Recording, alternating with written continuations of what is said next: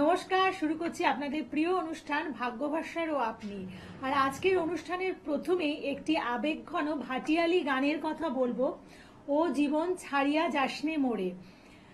দেখুন, জীবন কিন্তু আমাদের ভীষণ ঘটনাবহুল। জীবন আমাদের কাছে সেলিব্রেট করার জন্য, জীবন কখনোই হতাশায় ভরে থাকার জন্য না, বা আপনারা যেমন ফোন করে বলেন আমার কিছু হচ্ছে না সেটার জন্য নয়। প্রত্যেকটি মুহূর্তে আমাদের চ্যালেঞ্জ গ্রহণ করতে হবে, আর সেই চ্যালেঞ্জগুলোকে আপনারা কিভাবে সাকসেসফুল করবেন সেই আমরা আমাদের এই অনুষ্ঠান বলে দেবে। এবং বলবেন আচার্য ভাস্কর, যাকে আমরা এই অনুষ্ঠানে পাই, যার প্রেডিকশন অবশ্যই আপনাদের কিন্তু ভীষণভাবে জীবনের সেই সমস্যাগুলো সমাধান করতে কাজে লাগে আর আপনাদেরকে সেই চ্যালেঞ্জগুলো গ্রহণ করতে শেখায়। এই মুহূর্তে আজকের লাইভ ফোন ইন অনুষ্ঠানে আপনাদের জন্য উপস্থিত আছেন আচার্য ভাস্কর। স্বাগত জানাই। নমস্কার। নমস্কার নমস্কার দর্শক বন্ধু, অনুষ্ঠানে আপনাদের সাদর আমন্ত্রণ জানাই। দিদি যেটা বললো সেটা খুব ঠিক, যে জীবনে অনেক রকম প্রবলেম আসে, আসে, কিন্তু এটা দেখতে হবে যে জীবনে আমরা কি পেলাম না, তার সাথে সাথে কি পেলাম। যেটা পেলাম সেটাকেও ভাবতে হবে, কিন্তু তাহলে দেখা যাবে যে যেটা পেলাম না সেটা নিয়ে অত চিন্তা হচ্ছে না। তো জীবন নিয়ে অভিযোগ না করে যেটা পেয়েছি বা যেটা আছে সেটাকে ভাবতে হবে, সেটাকে নিয়ে জীবন কাটাতে হবে। এটা একটা ভালো থাকার কিন্তু বড় উপায়। এটা যদি করা যায়, অনেক ক্ষেত্রে জ্যোতিষীর কাছে যাওয়ার প্রয়োজন পড়ে না। তো কে ফোন আছে? একদম, কেউ ফোনে আছেন, বলুন। নমস্কার। নমস্কার দাদা, আপনাকে নমস্কার। আমি বর্ধমান থেকে বলছিলাম। আমার একটু নিজের মেয়ের ব্যাপারে একটু জানা। এটা বলুন, মেয়ের নাম বলুন। মেয়ের নাম মালতী সৎ, আর ওর জন্ম হচ্ছে 12ই অক্টোবর 2006। এক সেকেন্ড, 12ই অক্টোবর 2006। হ্যাঁ, বর্ধমানেই জন্ম। ওর সকালবেলা 7:19 সকাল 7:19। 19, হ্যাঁ। জন্মস্থান বর্ধমান? হ্যাঁ, বর্ধমান। ধরুন আমি একটু দেখাচ্ছি স্ক্রিনটা। বৃহস্পতিবার বৃহস্পতিবার ছিল জন্মবারটা। জন্ম বৃহস্পতি। মিথুন রাশি, তুলা লগ্ন, মৃগশিরা নক্ষত্র। আমি ছকে যাচ্ছি, ছকটাকে ভালো করে দেখে নিই। লগ্নে বুধ বৃহস্পতি একসাথে বসে আছে, এটা ভালো না। লগ্নে দ্বাদশের মঙ্গল, মাঙ্গলিক, রবি শুক্র, দারিদ্র, রবি কেতু গ্রহণ, মঙ্গল কেতু মানে মঙ্গল রাহু যোগাযোগ। মানসিকভাবে কোনোভাবে প্রবলেম হচ্ছে? হ্যাঁ, মানসিক, এটাই ওর সমস্যা। এটাই সমস্যা তো, মানে মানে যখন ফাঁকা থাকে বা যখন করে তখন কোনো রকম ভাবে, ঠিক আছে শখটা না থাকলে হবে, তখন কোনো রকম ভাবে মানে কি বলবো, যে ভুল বকা বা ভুল কথা বলা বা করা, এইসব ব্যাপারগুলো দেখা যায়। হ্যাঁ, এটা আপনি যেটা বলছেন ঠিকই। মানে এটা শুরুতে না অল্প ছিল, বছর দেড়েক হয়, অল্প ছিল। তো এখন এতটাই বেড়ে গেছে, মানে ওকে পড়াশোনাও আমরা আর করাতে পারছি না। কখনো কখনো প্রচন্ড রকম ভাবে হিংস্র হয়ে যায়, ভায়োলেন্ট হয়ে যায়। হ্যাঁ হ্যাঁ হ্যাঁ, এটাই হচ্ছে। বাড়িতেও হচ্ছে, বাইরে কম, কিন্তু বাড়িতে বেশি হচ্ছে। মানে বাড়িতে রাখাটা একটা খুব প্রবলেমেটিক হয়ে যাচ্ছে, তাই তো? হ্যাঁ হ্যাঁ হ্যাঁ, বাড়িতে আসলে বেশি হচ্ছে, এটা বাইরে হচ্ছে খুব কম। আমি একবার ছকটা একবার দেখাতে বলবো। আমি একটা ছোট্ট জিনিস পয়েন্ট আউট করবো, সেটা হচ্ছে এই যে লগ্নে চতুর্থে নেপচুন। লগ্নে চতুর্থে নেপচুন, ঠিক আছে, আমার দেখানো হয়ে গেছে। তো লগ্ন চতুর্থ নেপচুন, এখানে আমি একটা জিনিস বলবো, যে ডাক্তার দেখি, মানে ডাক্তার দেখানো তো দরকার, কিন্তু ডাক্তারের কোনো সুফল আসবে বলে মনে হয় না। আপনার কোনো সাইকাট্রিক বা মানে মনোবিদ, এরকম কোনো মনোরোগ বিশেষজ্ঞ এরকম কাউকে দেখাচ্ছেন? হ্যাঁ, আমি শুরু থেকে একটু বলছি। আমি শুরুতে যখন অল্প অল্প হয়েছে, আমি দু এক জায়গায় লোকে বলে না ঝাড়াতে নিয়ে গেছি, তো সেরকম কিছুই হয়নি। তারপর ওই ঝাড়াতে নিয়ে গেছেন? আচ্ছা, কিন্তু সেখানেও কিছু হয়নি। এক জায়গায় কাউন্সিলিং এর পাঠিয়েছি, ঠিক আছে, সেটাও যাচ্ছে, কিন্তু সেখানেও কিছু হচ্ছে না। মানে সব রকম চেষ্টাই করে ফেলেছি, সব রকম করেছেন, পাঠিয়েছি, হ্যাঁ, সেটাও কিছু লাভ হচ্ছে না। দেখুন, ঝাড়িয়ে তো কিছু হয় না, এটা একটা বুঝুক কি মানে ফালতু জিনিস। ঝাড়িয়ে করে মানে ওঝা কিছুই হয়নি, কিছুই হয় না। আপনারা যান কেন? আপনারা শিক্ষিত মানুষ হয়ে আপনারা যান কেন? আপনারা গিয়ে সময় টাকা সবকিছু নষ্ট করেন, করে তারপর জ্যোতিষীর কাছে আসেন। আপনি ডাক্তার দেখাচ্ছেন, ঠিক আছে, ডাক্তার হয়তো নার্ভ কামিং কিছু ওষুধ দেবে, যেটা ডোপামাইনটা রিলিজ করবে, হয়তো ঠিক থাকবে, কিন্তু এতে আলটিমেট রেজাল্ট ভালো হবে না। এবার আমি একটা কথা বলি, সেটা হচ্ছে পার্টিকুলার কোনো তিথি বা কোনো পূর্ণিমা বা অমাবস্যা, এরকম কোনো সময় ওর মধ্যে এই ভায়োলেন্ট যে ব্যাপারটা, যে হিংস্র যে ব্যাপারটা, এই ব্যাপারটা ওর মধ্যে কি দেখা যায় পার্টিকুলার কোনো তিথি বা কোনো ইয়েতে? হ্যাঁ, আমি প্রথমে এটা বুঝতাম না, পরে আমি যখন ফলো করেছি দেখেছি মানে পূর্ণিমা অমাবস্যা ঠিক না, তার আগে যে একাদশী তিথিটা পড়ে একাদশীর দিন, ওই আচ্ছা, সময়টায় ওটা বেশি হচ্ছে, অতিরিক্ত এক্স্যাক্টলি, হচ্ছে ওটাই। এক্স্যাক্টলি। এবার আমি বলি যে এখানে জিনের কাজ আছে, কারণ আচ্ছা রেগে গেলে কি প্রচন্ড রকম ভাবে মানে জিনিসপত্র ভাঙচুর করা বা এ করা? ভাঙচুরটাই ওর মেন ইসে, মানে হ্যাঁ। মানে উত্তেজিত হইলে যে ভুলভাল বকছে, হ্যাঁ, ওর মেন টার্গেটটাই হচ্ছে যে কোনো জিনিস ভাঙচুর, যে কোনো জিনিস, সে টিভিও ভেঙেছে পারে। আপনি তো মা, আপনাকে সহ্য করতে পারে? না না, আমি তো সবচেয়ে বড় শত্রু। সব থেকে বড় সেটা সত্যি এটা। মুখেও বলছে, আর যখন লিখে গেলে তাকাচ্ছে তাকাচ্ছে, এতটাই মিত্র মনে হচ্ছে আমাকে মেরে ফেলবে এরকম। হ্যাঁ, মানে এই এটা, একাদশী তিথিটাতে না, ওর হ্যাঁ, যে তিথিটা বলছি হ্যাঁ, ওটাতে ওর বাড়ে বেশি। মানে এইটা কি এই মায়ের সাথে শত্রুতা যে ব্যাপারটা আপনি বললেন আমাকে, সেটা কি দেখা যাচ্ছে যে মানে যখন থেকে এই প্রবলেমটা এসেছে তখন থেকে, নাকি ছোটবেলা থেকেই মায়ের সাথে ইয়ে, ছোটবেলা থেকে মায়ের সাথে ঠিক ছিল, ছোটবেলা এখন? থেকে নয়, ছোটবেলা থেকে নয়। ছোটবেলা থেকে নয়, না, এখন? ছোটবেলা না না না। এখন এই ব্যাপারটা দেখা যাচ্ছে, তাই তো? আর যত আল্লাহ আবদার, খাওয়া দাওয়া, ঘোরা, জামা কাপড় সব আমার সাথেই ছিল। হুম, হুম। কিন্তু এটা এখন একদমই উল্টো হয়ে গেছে, মানে আমাকে সহ্যই করতে পারছে না। আমি সহ্য এখন করতে মানে ও পারছি না। নর্মাল। মা হচ্ছে সব থেকে বড় শত্রু। আর ঠাকুরের সাথে কোনো রকম শত্রুতা কিছু রয়েছে? ঠাকুর, আপনাদের বাড়িতে ঠাকুর টুকুর যা আছে, তো কি বলবো, আমার ঠাকুরের আসল বলতে গেলে একরকম তুলেই দিতে হয়েছে। আমার বাড়িতে গোপাল আছে বলে এক জায়গায় মানে একরকম লুকিয়ে আমি তাকে 3 বেলা সেবা দিই। মানে সহ্য করতে পারে না, ঠাকুর টুকুর নিয়ে ছুড়ে ফেলে দিই। দেখুন গোপালকে এই যে আমি খুব সিমটমগুলো ভয়ে আপনি ভয়ে বলছেন পুজো না, দিই আর কি, লুকিয়ে লুকিয়ে। এই যে লক্ষণগুলো আপনি বলছেন, এই লক্ষণগুলো পুরোটাই মিলে যাচ্ছে যে মানে মুসলিম জিন তন্ত্রের মাধ্যমে ক্ষতি করা হয়েছে। আমি আপনাকে খুব ক্লিয়ারলি বলছি, এই জিন বিদ্বেষণের কাজ যদি না করা যায় তাহলে মেয়ের কিন্তু অবস্থা আরো আরো খারাপ দিকে যাবে। তো সেটা না করে আপনি এদিক ওদিক ঝাড়াতে নিয়ে গেছেন। ডাক্তার তো দেখাবেন, কারণ আপনি বাবা মা ডাক্তার দেখানো উচিত আমি মনে করি। হ্যাঁ, মেডিকেল সায়েন্সের সাথে আমার কোনো শত্রুতা নেই, করাচ্ছিস কিন্তু লাভ কিন্তু হচ্ছে না, বললাম। জিনের কাজ করা হচ্ছে মুসলিম নিয়ে, যার ফলে ও হিন্দু দেবদেবী যেটা আছে সেটার প্রতি ও কিন্তু মানে অ্যারোগেন্ট হয়ে যাচ্ছে, অ্যাগ্রেসিভ হয়ে যাচ্ছে, আক্রমণাত্মক হয়ে যাচ্ছে। এবং ওর মধ্যে এই যে হাবভাব, যে মানে হিংস্রতা, ভুল বকা বা মানে একটা অস্বাভাবিক যে নেচার, যে স্বভাব পরিবর্তন, সেই জিনিসটা কিন্তু দেখা যাচ্ছে। এটা কিন্তু পুরোপুরি জিনতন্ত্রের কাজ। তো এই জিনতন্ত্রের কাজটাকে যদি কাটাতে হয়, তাহলে আপনি যখনই কোনো ভালো অ্যাস্ট্রোলজার কাছে যাবেন, ওর মাথার চুলের একটু অংশ, চুলের দুটো চুল যদি কেটে নিয়ে যেতে পারেন, তবেই কিন্তু কাজটা করা যাবে, বুঝতে পারছেন? আচ্ছা, তো আপনি অনেকটা মানে দেরি এটা করে সম্ভব? ফেলেছেন।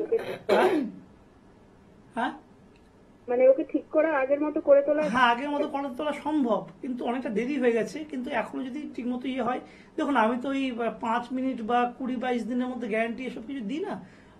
আমি আপনাকে বলছি যে আমি যদি কাজটা যদি নিই, তাহলে কিন্তু 3-3.5 মাস আমাকে সময় দিতে হবে, তাহলে কিন্তু আমি কিন্তু এই কাজটা কিন্তু ঠিক করে ই করতে পারবো। এবার আপনাকে আমার কাছে আসতে হবে এরকম কোনো ব্যাপার নেই, আপনি যে কোনো ভালো অ্যাস্ট্রোলজার কাছে যান, কিন্তু চুলের অংশ নিয়ে যাবেন। চুলের অংশ ছাড়া কিন্তু এটা দিয়ে কাজ করা যাবে না ঠিক করে, ঠিক আছে?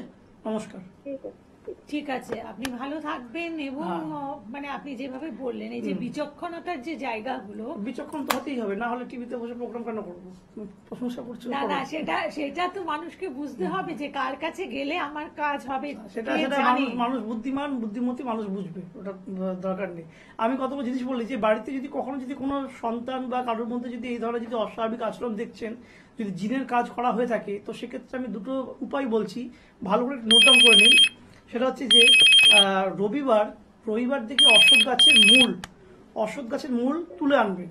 তুলে এনে কি করবেন, একটা কালো কাপড়ে মুড়বেন, তার মধ্যে 8টা কালো মরিচ, 28টা তুলসী পাতা, 8টা কালো মরিচ, 28টা তুলসী পাতা রেখে কালো সুতো দিয়ে 20 পাক দিয়ে একটা ধাগা তৈরি করবেন। বোঝা গেল? এই ধাগা তৈরি করে যে কোনো নেক্সট যে রবিবার, পরবর্তীকালে যে রবিবার, সে রবিবার ভোরে এই যে রোগী আছে সে রোগীকে গলায় পরিয়ে দিলেন। আমি আবার রিপিট করছি, রবিবার দেখে কোনো অশ্বত্থ গাছের মূল তুলে আনবেন, সেটাকে একটা কালো কাপড়ের মধ্যে রাখবেন এবং সেটাতে 8টা কালো মরিচ এবং 28টি তুলসী পাতা দিয়ে কালো সুতো দিয়ে 20 পাক দেবেন, দিয়ে একটি ধাগা তৈরি করবেন, করে সেটাকে কি করবেন যে পরবর্তী যে কোনো রবিবারে রোগীর গলায় ধারণ করিয়ে দেবেন, পরিয়ে দেবেন। এটাতে কিন্তু খুব চমক, মানে ম্যাজিকের মতো কাজ হয় অনেক ক্ষেত্রে, সব ক্ষেত্রে যে হবে তা না, কিন্তু কাজ হয়। আরেকটা উপায় আমি বলছি, সেটা হচ্ছে যে শ্বেত বেলারা যে মূল আছে, সেটা আপনার কালো সুতোর দ্বারা 3টে পাক করবেন। কালো সুতোর দ্বারা 3টে পাক করে শনিবার রাত 12টার মধ্যে, শনিবার রাত 12টা 1টা এরকম টাইমের মধ্যে, যে কোনো শনিবার রাত 12টা বা 1টার মধ্যে শ্বেত বেলারা মূলকে কালো সুতোয় ভালো করে বেঁধে সেই 3টে পাক দিয়ে যদি বাঁ হাতে যদি পড়ে দেওয়া যায় শনিবার দেখে রাত 12টা থেকে 1টার মধ্যে, তাহলে কিন্তু অনেক সময় দেখা যায় যে ভালো কাজ আসে। এবার এইগুলোতেই কি সব উপায় হবে তা নয়, এগুলো হচ্ছে একটা টোটকা বা এগুলো হচ্ছে একটা মানে উপাচার, যেগুলো করলে হয়তো অনেক সময় ক্ষেত্রে দেখা যায় যে অল্প উপর দিয়ে গেছে সেটা কেটে দেওয়া যায়, কিন্তু অনেক সময় দেখা যায় যে রোগ ভিতরে ঢুকে গেছে, সেক্ষেত্রে কিন্তু আমাদের পূর্ণাঙ্গ প্রতিকারের কাজ করতে হয়। সেই পূর্ণাঙ্গ প্রতিকারের জন্য কিন্তু আপনার ধৈর্য, অধ্যাবসায় এগুলো সব কিছু দরকার। আমার কাজটা তাড়াতাড়ি করে দিন, হচ্ছে না কেন, এই হচ্ছে না কেন, এরকম তাড়াহুড়ো করলে কিন্তু কাজ হয় না। বলুন, কে আছেন সাথে? নমস্কার। নমস্কার, আমি সৌরভ দাস বলছি। বলো। বলুন। একটু আমার নিজের ব্যাপারেই জানতে চাইতাম। ডেট অফ বার্থ বলুন। ডেট অফ বার্থ বলুন। সেটা হচ্ছে 4th এপ্রিল 1985। 1985। টাইম? টাইম হচ্ছে দুপুর 12:30। দুপুর 12:30। জন্মস্থান? জন্মস্থান কলকাতায় স্যার। কলকাতা। ধরুন একটু, হুম। আমি একটু স্ক্রিনটা দেখাতে বলবো। আচ্ছা, বৃহস্পতিবার জন্মবার ছিল তো? হ্যাঁ স্যার। কন্যা রাশি, কর্কট লগ্ন, উত্তর ফাল্গুনী নক্ষত্র। ছকে আসি আমি।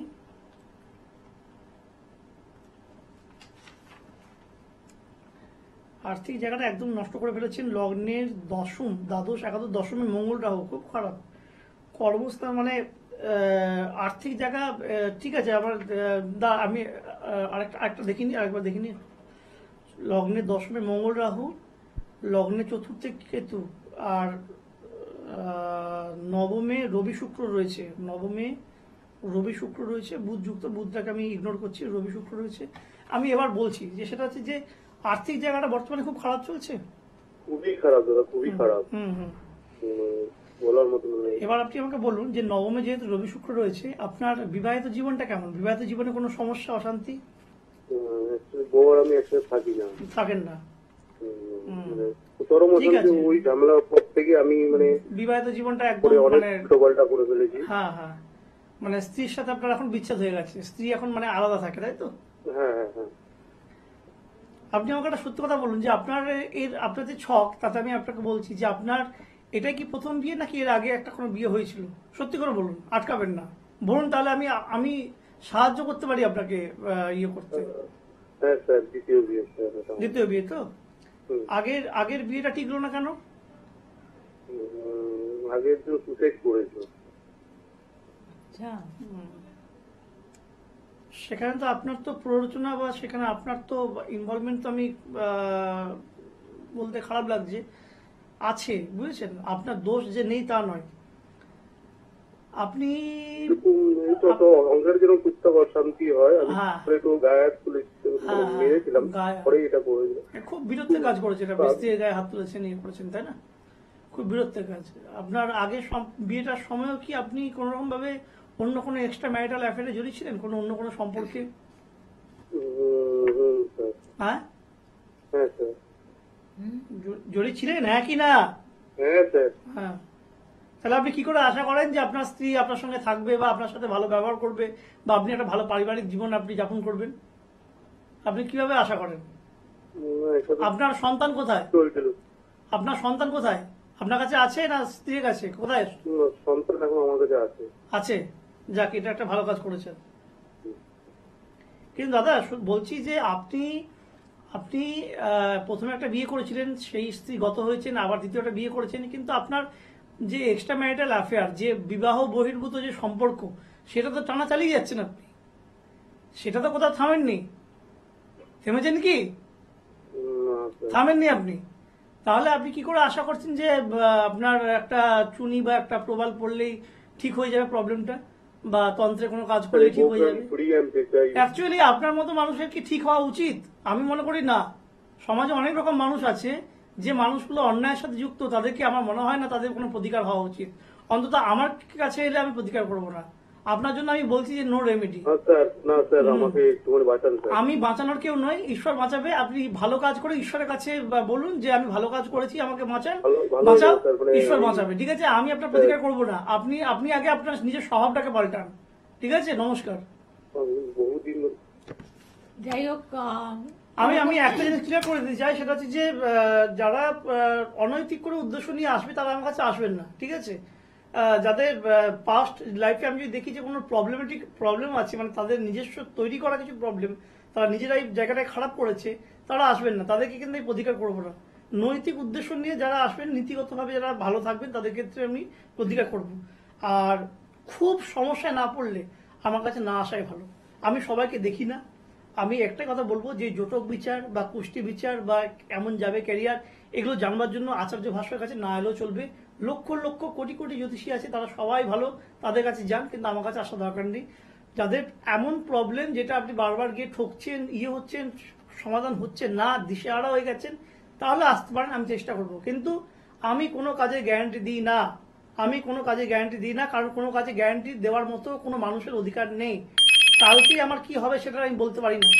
সেক্ষেত্রে এই মানুষের গ্যারান্টি কি দেবো? কি আছে ধরে দেখুন। তো সেটাই আমি কথা। এবার একটা কথা, যে টোটকাতে কি খুব কাজ হয়? দেখুন, টোটকা জিনিসটা এমন একটা ব্যাপার যে টোটকা কিন্তু ম্যাজিকের মতো কাজ হয়, কিন্তু কোন কোন ক্ষেত্রে হয়।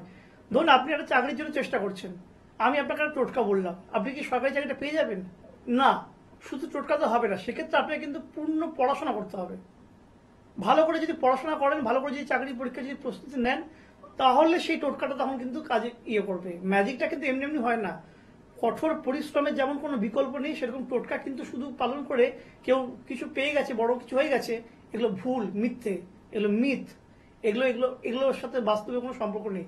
আপনি যদি 100% খাটেন, যদি পরিশ্রম করেন, তবেই কিন্তু টোটকা আপনার সাথে কাজে দেবে। কে ফোনে আছে? বলুন, কে আছেন? হ্যালো। হ্যালো, নমস্কার। হ্যাঁ, নমস্কার। নমস্কার।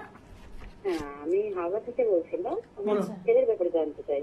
ছেলের date of birth নাম বলুন। আর ডেট অফ বার্থ বলুন। ছেলের নাম হচ্ছে মৃত্যুঞ্জয় বণিক, হুম। আর ডেট অফ বার্থ 18/7/2004, 18/5/2004। সময়? সকাল 8টা 15। আচ্ছা, আর জন্মস্থান? হাওড়া। ঠিক আছে। সকাল 8টা 15 হাওড়া। হুম।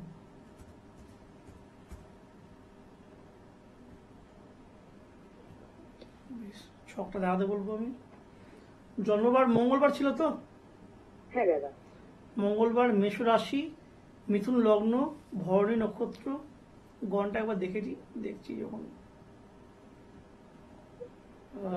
মনুষ্য মানে নরগণ। আচ্ছা, ছকটা একবার দেখি।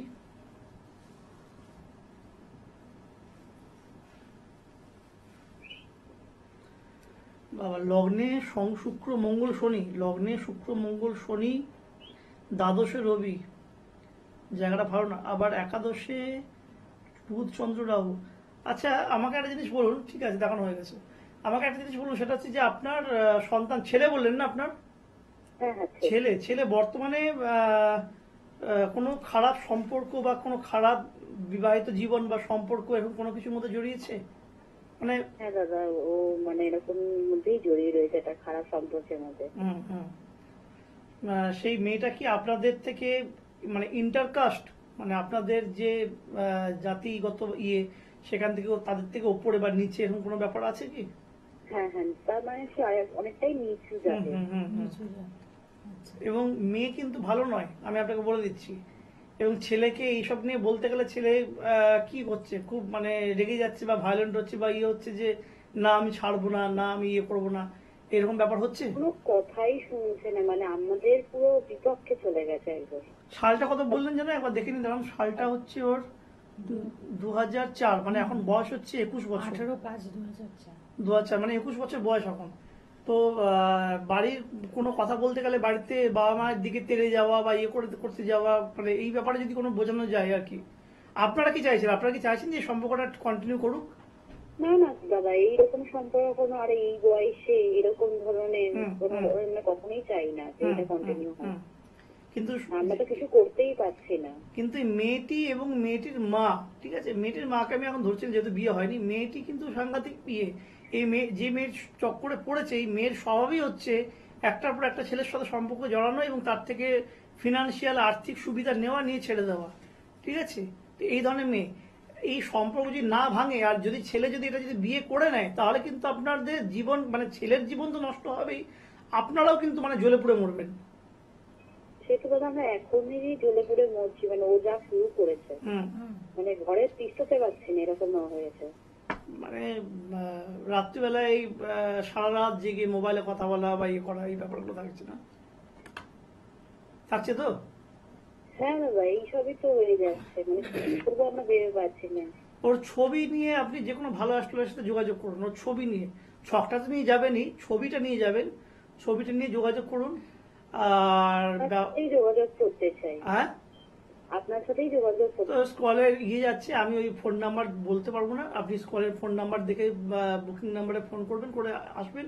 কিন্তু আমি বলে দিচ্ছি এই কাজটার জন্য কিন্তু একটু ধৈর্য ধরতে হবে, ঠিক আছে? মানে আমি কিন্তু এই 5 মিনিটে বা 21 দিনে করে দেওয়ার মানুষ নই, আমার অত ক্ষমতা নেই, যারা আছে আছে, আমার নেই। তো একটু ধৈর্য ধরতে হবে, কিন্তু আমি যেটা বলবো সেটা কিন্তু একটু পালন করতে হবে। মানে আমি বললাম আপনাকে একটা জিনিস পালন করতে, আপনি ছেলের প্রতি অন্ধ স্নেহ বশবর্তী হয়ে বলছেন না দাদা আমি প্রতিকার সময় এই জিনিসগুলো পারছি না, এগুলো করলে কিন্তু হবে না, ঠিক আছে? ঠিক আছে দাদা, মানে ঠিক আছে। আপনি যেটা আমি আমি আমি যদি কেসটা যদি নিই তাহলে আমি ছাড়িয়ে দিতে পারবো, কিন্তু একটু সময় দিতে হবে। নমস্কার। ঠিক আছে, ভালো থাকবেন এবং দেখুন যেখানে বলেছেন অবশ্যই আপনি নিশ্চিন্ত থাকুন, কাজটা হয়ে যাবে। আচ্ছা, চেম্বারের অ্যাড্রেস? চেম্বারের অ্যাড্রেস বলে দিই যে দর্শক বন্ধু, দমদমে আমি দেখি প্রত্যেক সোম বুধ শুক্র 12টা থেকে 3টে, দমদমে আমার নিজের বাড়ি কাম চেম্বার। হাওড়া ময়দানে আমি এবার থেকে বসবো, তো হাওড়া ময়দানে দেখাতে আসবেন যারা দেখাতে আসছেন। মেচেদায় আমি যাচ্ছি 22 তারিখে, মেচেদায় যাবেন। দুর্গাপুর যাব, বর্ধমান, মেদিনীপুর, এই কয়েকটা চেম্বারই আমি করি, বেশি চেম্বার করি না, কারণ প্রতিকারের কাজ থাকে, অনেক থাকে। তো যারা যারা দেখাতে চান তারা তারা আগে থেকে বুকিং করবেন। আর আমি দুটো কাজ করব এর মধ্যে, সেটা হচ্ছে 3রা কার্তিক এবং 3রা পৌষ, এই দুটো দিনে দুটো অমাবস্যা আছে। 3রা কার্তিক, 3রা কার্তিক ও 3রা পৌষ। হ্যাঁ, 3রা কার্তিক মধ্যে পেরিয়ে গেছে, 3রা কার্তিক পেরিয়ে গেছে, 3রা কার্তিক, এই সোমবার কার্তিক মাস শেষ হয়ে যাবে। হ্যাঁ 3রা কার্তিক তো পেরিয়ে গেছে। 3রা পৌষ আমি বলছি যে যারা অমাবস্যাতে আমি কাজ করবো, যাদের যদি কোনো কাজ করাবার থাকে, যদি ইম্পর্টেন্ট মানে এমন কোনো কাজ যেটা হচ্ছে না, ঠিক হচ্ছে না, সেরকমের জন্য তারা কিন্তু আগে থেকে যোগাযোগ করবেন, ঠিক আছে? আর একটা জিনিস বলি যে যারা দূরে থাকেন তাদের ক্ষেত্রে আমি অনলাইন কনসাল্ট করি, কিন্তু দূরে থাকা বলতে একদমই দূরে থাকা, ঠিক আছে? কারণ আমার অনলাইন কনসালটেশন ফিটা কিন্তু বেশি, আমি ইচ্ছে করে বেশি রেখেছি যাতে যাদের একান্তই প্রয়োজন তারা যাতে ইয়ে করতে পারে। আর একটা কথা বলছি যে যারা দূরে থাকেন তাদের যে অনলাইন কনসালটেন্সি, আর বলছি যে অনেকে সন্তান অবাধ্য বা খারাপ সম্পর্কে জড়িয়ে পড়ছে, এই যে ফোন আসছে, তো দেখবেন যে মেয়েদের বা ছেলেদের যদি রবি শুক্রের বিচার করার, যদি দুটোর মধ্যে একটাও যদি খারাপ থাকে, রবি বা শুক্র যে কোনো একটা যদি ডাউন থাকে, তাহলে বুঝবেন যে সেখানে কিন্তু কন্ডিশনটা কিন্তু খুব খারাপের দিকে, এবং সেখানে কিন্তু এই সম্পর্কটা কিন্তু বাইরে থেকে কিন্তু ধরানো হয়েছে, বুঝতে পারছেন? বাইরে থেকে মানে যে সম্পর্কে যার সম্পর্কে জড়িয়েছে সে আকর্ষণ করে রেখেছে। তো এই ধরনের ক্ষেত্রে কিন্তু কোন রকম স্টোনের ক্ষেত্রে যাবেন না, স্টোনে কিন্তু কাজ হবে না, তন্ত্রের মাধ্যমে কিন্তু প্রতিকার করাতে হবে। তো এই জিনিসগুলো আমি বলছিলাম। আর একটা জিনিস বলবো যে দেখুন দর্শক বন্ধু, নিজে চেষ্টা করুন, যে কোনো সমস্যা যা আসছে আগে নিজে লড়াই করুন। একদম যখন হেরে যাচ্ছেন, যে আর পারছেন না, তখন জ্যোতিষী কাছে যান। কারণ দেখুন এই জ্যোতিষী কাছে গিয়ে আমার এই টাকা চলে গেছে, আমার এই চোট গেছে, এই অভিজ্ঞতার চেয়ে আমার মনে হয় নিজে পরিশ্রম করে দেখাটা খুব ভালো, খুব দরকার। তো এটাই বলবো, তুমি বলো আর কি বলবে? একদম। এবং তাই যদি সমস্যার ক্ষেত্রে আপনার মনে হয় যে এই সমস্যাটা আপনি অনেক জায়গায় গিয়েছেন কিন্তু আপনি যথাযথ রেজাল্ট পাচ্ছেন না, আচার্য ভাস্কর না, তাহলে আচার্য ভাস্করের কাছে আসবেন না, ওটা দীপান্বিতির ইয়ে কথা, ওটা আমার কাছে আসতে কোনো ব্যাপার না। আর একটা কথা আমার খুব ভালো মনে পড়লো যে সবসময় মানুষ যখন জিজ্ঞেস করবে যে কেমন আছি, মোটামুটি আছি, চলে যাচ্ছে, এরকম বলবেন না, বলুন ভালো আছি। ঈশ্বর যখন আপনাকে একটা জন্ম দিয়েছে, সেই জন্মটাকে ওরকম হয় তাহলে তারা কি করবে? মানে তারা বিচার করবে, জ্যোতিষের উপর বিশ্বাস রয়েছে, যাদের জ্যোতিষের উপর বিশ্বাস রয়েছে তারা বিচার করবে যে আচার্য ভাস্করের কাছে যাব নাকি রামশ্যাম যদুমধুর কাছে যাব। আচার্য ভাস্করের কাছেই আসতে হবে, এটার জন্য এরকম কোনো বাধ্যবাধকতা নেই। আর আমি এমন কোনো বড় মাপের অ্যাস্ট্রোলজার নই। একদম অবশ্যই, মানে আপনাদের বিচার বুদ্ধি সমস্ত কিছু সজাগ রেখে আপনারা কনসাল্ট করুন। আর যাদের সমস্যা আছে, সমস্যা থেকে বেরিয়ে জীবনকে সুস্থভাবে নিয়ে এগিয়ে চলুন। আজকের পর্ব এতটুকুই, নমস্কার।